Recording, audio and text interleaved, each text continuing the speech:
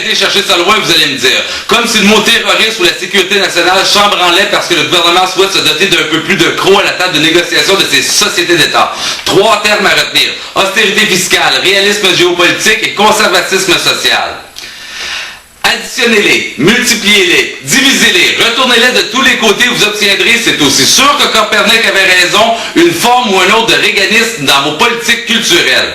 Une charge gratuite, encore une fois, caricaturale avec un bout de phrase récupéré hors contexte dans un clip. Pas du tout. Le domaine de la culture vit des idées, vit du constructivisme. Rien de plus normal pour lui que de tiquer devant ses antonymes. Austérité fiscale. Un gouvernement doit être léger, sinon il est mauvais. Vous pensiez que gouverner signifiait mettre en place des projets de loi? Non, gouverner, c'est balancer le budget, c'est payer la dette.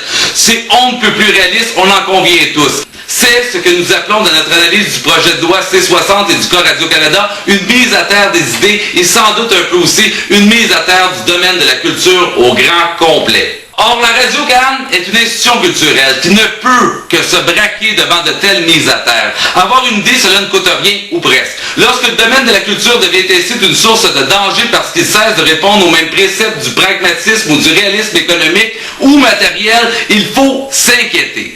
Lorsque nous mentionnons que le poids de Radio-Canada comme institution culturelle autorisait à penser que l'ensemble des interactions sur le plan culturel pouvaient être affectées par ce raccourcissement de la longueur du bras de notre gouvernement, nous faisions allusion à un mouvement du spectre ou à un changement significatif du référent pour les politiques culturelles canadiennes. Ce changement est inquiétant à quelques égards.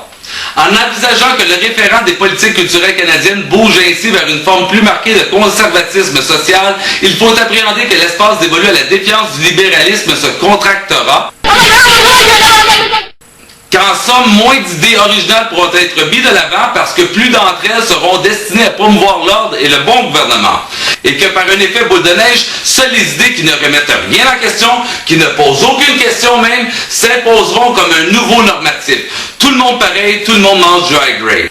Sur le plan théorique, c'est un peu bête et méchant, mais concrètement, un tel référent suggère que la culture se fasse tout à coup non plus un champ exploré pour soi-même, pour se remettre en question sur le plan identitaire ou plus généralement sur le plan des valeurs, mais plutôt pour miroiter une sorte d'idéal décidé par un autre, structuré par un autre également.